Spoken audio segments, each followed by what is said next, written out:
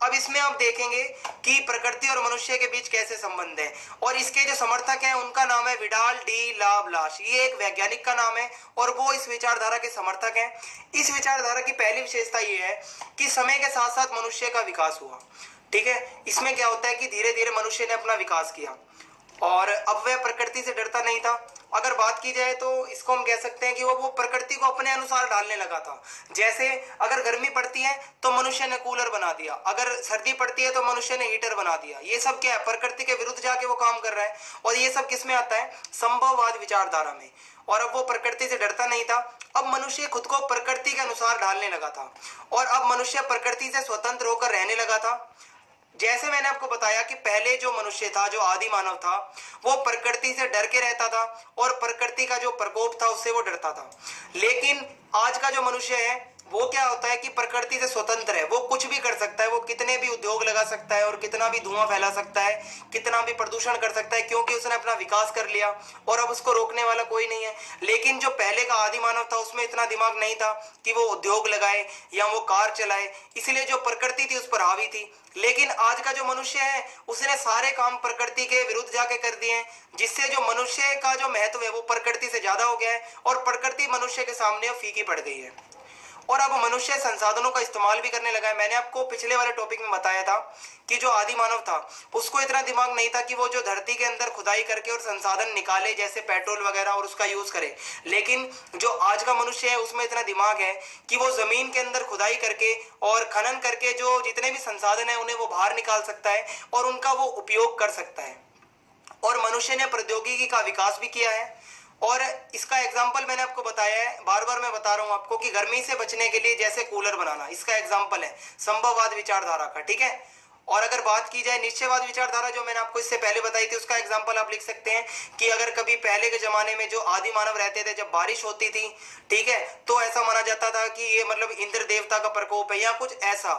ठीक है, लेकिन आज के समय में अगर बारिश होती है तो हमारे पास छाता है, अगर गर्मी पड़ती है तो हमारे पास कूलर है और अगर सर्दी पड़ती है तो हमारे पास हीटर है। मतलब हम पूरी तरीके से प्रकृति का सामना कर सकते हैं। नव निश्चयवाद विचारधारा, इस विचारधारा का एक नाम और है, उसे हम कहते हैं रुको और जाओ विचारधारा। तो ये आपको याद रखना है। और इसके जो समर्थक थे, जो जिसने ये विचारधारा दी थी, उनका नाम है ग्रिफिथ टेलर।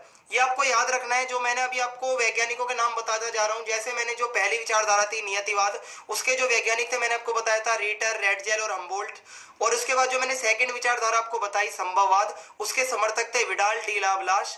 और ये जो तीसरी विचारधारा मैं आपको बता रहा हूं, इसके समर्थक हैं और इसके जनक भी हैं ग्रिफिथ टेलर। इन्होंने ये विचारधारा दी थी और इसको नवनिश्चयवाद भी कहा जाता है, इसको मध्यम मार्ग भी कहा जाता है, इसको रुको और जाओ निश्चयवाद भी कहा जाता है। तो ये दो तीन नाम से क्वेश्चन आ सकता है और ये तीनों एक ही नाम है। और इसमें क्या बताया गया था, जो प्रकृति और मनुष्य के बीच कैसा संबंध होना चाहिए, ये इसमें बताया गया है कि नई संकल्पना के अनुसार ना तो पूरी तरह से पर्यावरण निश्चयवाद है और ना ही पूरी तरीके से जो मनुष्य आजाद है। इस विचारधारा में ना तो ये कहा गया है कि मनुष्य बिल्कुल प्रकृति से डरता है और ना इसमें यह कहा गया है कि मनुष्य को प्रकृति से बिल्कुल नहीं डरना चाहिए। इसमें इन दोनों विचारधाराओं के जो बीच का मार्ग है उसको दिखाया गया है। इसमें क्या कहा गया है कि मानव केवल प्रकृति के नियमों का पालन करने के बाद ही प्रकृति पर विजय प्राप्त कर सकता है। इसका मतलब क्या है कि अगर मनुष्य को कुछ करना है, अपना विकास करना है, तो वो तब तक अपना विकास नहीं कर पाएगा जब तक वो प्रकृति के नियमों को नहीं समझेगा। ऐसा नहीं है अगर कि तुम अपनी मन मर्जी से कुछ भी कर रहे हो, अगर आप उद्योग लगा रहे हो तो आप प्रदूषण कर रहे हो, जिससे प्रकृति को भी हानि होगी और आपको भी हानि होगी। और ऐसा भी नहीं है कि आप बिल्कुल भोले बन जाओ कि आपको कोई नॉलेज ही ना हो, कोई टेक्नोलॉजी ना हो आपके पास, जैसे आदि मानव थे। तो ना तो वो आदि मानव वाली अवस्था में रहो और ना ही तुम इतने ज्यादा तुम शातिर बनो कि तुम जो प्रकृति है उसको पूरी तरीके से तुम तबाह कर दो। तो इन दोनों के जो बीच का मार्ग है वो दर्शाती है ये विचारधारा। इसमें कहा गया है कि तुम प्रकृति के नियमों का पालन करो। जैसे आपने सुना होगा सतत विकास के बारे में। सतत विकास में कहा जाता है कि जो आज तुम्हारे पास संसाधन है उनका इस तरीके से इस्तेमाल करो कि आने वाली भावी पीढ़ियां भी उसका इस्तेमाल कर सकें।